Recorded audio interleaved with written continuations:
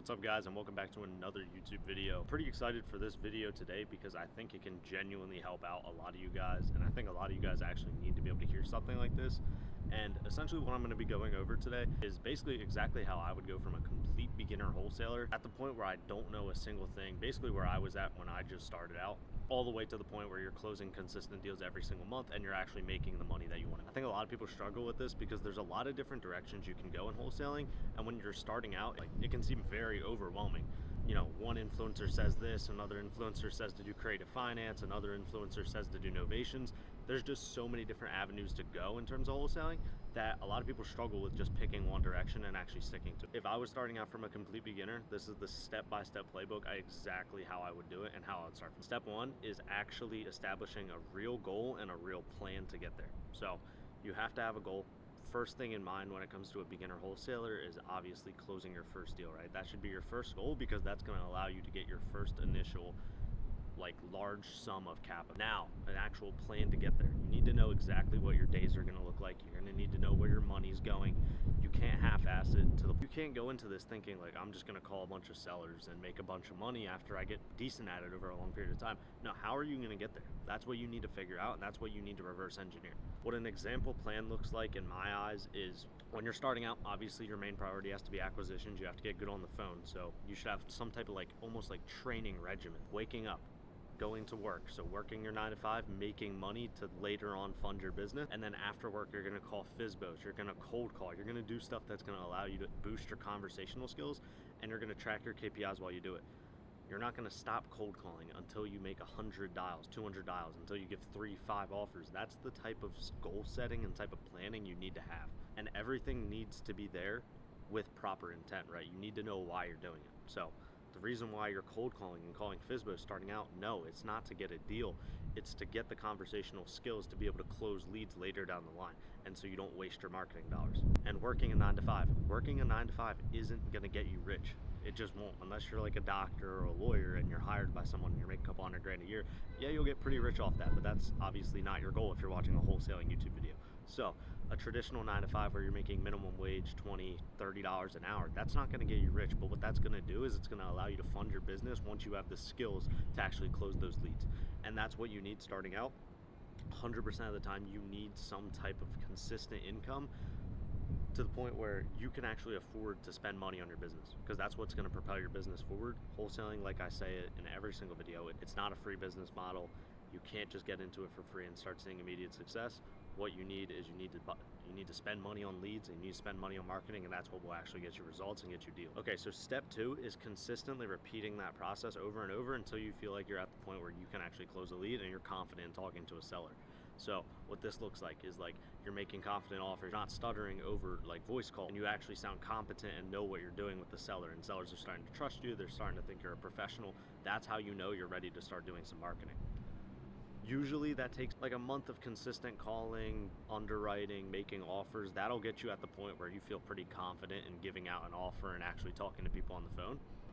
From there, step 3 is actually implementing some type of marketing. So there's a lot of different avenues to go within marketing. That's why I say if you find an influencer that you like and you truly resonate with, usually go with them, because they're going to preach one specific way more than the other. If you think of Nick Perry, you think of Google PP. If you think of David Choi, you think of cold callers. Each individual influencer has their specific type of marketing that they're accustomed to and that they like the most. So you need to resonate with one single type. In my opinion, I like all 4 types of marketing, the main 4 marketing methods that are out right now. I think each applies to their own situation. So I would advise just going with the marketing that most aligns with your budget. If you have anywhere from $500 to $1,000 a month, look into SMS. If you have anywhere from $1,500 to $3,000 a month, go with VAs. If you have $3,000 to $5,000 a month, go with Facebook. If you have $6,000 a month plus, start running Google PPC. That is my recommendations based on your budget. So now that we have some marketing in place, you guys actually need to know how to systemize this, right? You can't just have leads coming in and then you don't know how to work them. You don't know where they're going. You are just deleting contacts for no reason. You're wasting leads. People aren't answering you. You need to systemize every step of this process. So from the point where a lead comes in, you need to know like what happens if this happens, what happens if that happens, like what if they don't respond to me? Okay, I'm gonna put them in this follow-up campaign. Okay, if they do respond to me, I'm gonna put them through the acquisitions pipeline. You guys need to have this all systemized. I use a CRM called Go High Level. It's literally like $100 a month. You guys can build it out on your own and you could customize it specifically to your liking, but you need to have a plan of where these leads are actually going, and you need to know what type of system you're going to create.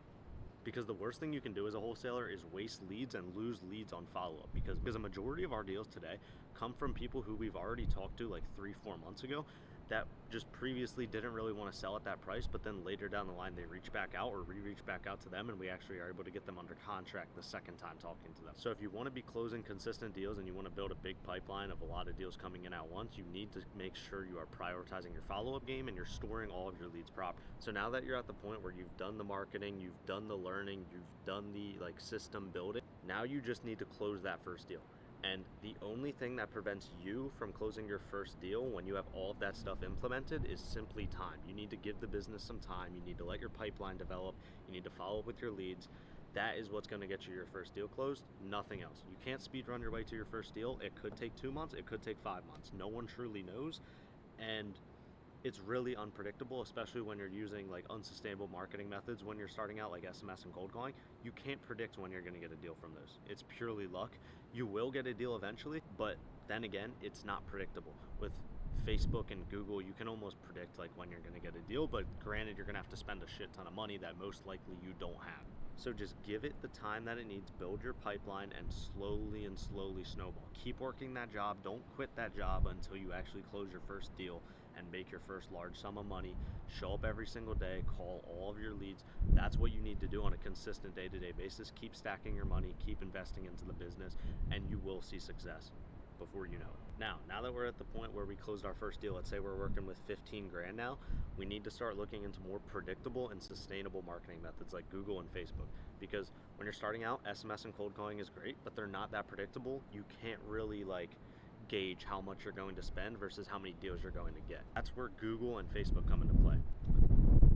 If you have well optimized campaigns that are running well, like if you have an agency running them or if you know how to run ads yourself somehow, you already know that like if you spend 5 grand, you're going to get 2 deals out of it. It's like guaranteed, because you know your marketing at that point. You know how many leads you're going to get and how many leads convert to a deal.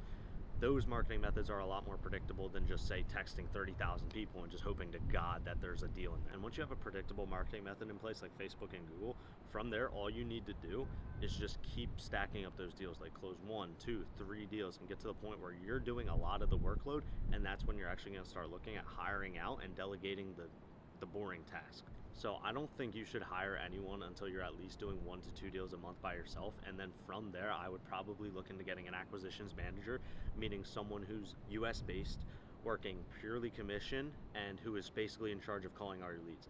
Now, to hire these type of people, you need to be very selective, because they're going to be in control of your entire business, whether you make money or not, right? Unless you're going to sit on the phones alongside of them, like they basically have full control of your business, right? If they don't want to call the leads, then no one's making money. So you need to select well, you need to make sure you build a good culture around it, and you need to make sure that you train them well and set your expectations, right? If you want them to work 8 hours a day, you got to tell them that up front, but you also got to incentivize that, right? Hey, I need you working only on this 8 hours per day. When we close a deal, I'm willing to give you 30% of that, right? Most of the time, it's a lot easier to find people like this with younger guys, right? Because younger guys are already making minimum wage, so if they can make another like $3,000 a month, $4,000 a month just calling off of their phone, and then obviously as your business scales, you're going to be able to spend more money on marketing, meaning they have more leads to call, meaning they make more money if they're good at what they do. So in terms of hiring, the roles that I would prioritize are acquisitions, dispositions, and then maybe a transactional coordinator if you're at the point where you're doing a ton of deals a month. The next step onward from like that 3 to 5 deal a month mark where you're hiring only one person is just rinse and repeating the same process, right? When you have more leads, you need more people to call those leads. The more people you have to call those leads, the more money you're going to make. So the more you're going to be able to spend on leads. So it's just an endless cycle of rinse and repeating. Once you're kind of past like the 5+ deal a month mark, you want to start looking at alternate exit strategies and ways to park your money. So like flips, like wholesales, stuff like that, where you actually can use your capital and get a bigger return out of the same deal you would typically be wholesaling. That's what you want to look into. And obviously that's kind of like the end game of wholesaling, right? We all want to become flippers. We all want to become developers, and we all just want to be like owning a full-scale real estate company at that point. So yeah, guys, that's going to be it for this video. I mean, thank you guys so much for the support recently. That webinar that we just hosted last week absolutely crushed it. You guys loved it. So we're definitely going to be doing more of those. Make sure to keep you guys tuned in to when we are going to host the next one. And if you guys already don't know, me and Hunter run the Inner Circle program where we teach you how to close a deal step by step. It's a pure one-to-one mentorship where you will truly just be talking to me and Hunter every single week, and we'll just keep you on the correct pathway to actually closing that deal. We literally guarantee you to close a deal within 90 days. So if you're someone who needs like step-by-step guided instruction and you want your hand held to your first deal, you can go ahead and apply. It'll be the first link in my bio. But yeah, boys, big things coming soon. Me and Hunter are actually signing a lease on an apartment in Dallas, so we're going to be moving into that here soon. So the content should be crazy. We're going to be giving a ton more resources to the Inner Circle guys. And yeah, we're just going to be a lot more consistent because we won't have to deal with the typical like hometown distraction. But yeah, super excited for that. But for now, just comment down below what the next video you guys want me to upload is, whether that be a topic on like underwriting or transactional coordination or dispo. Just let me know so I actually know what you guys are struggling with so I can help you. But yeah, boys, that's about it for this video. Later.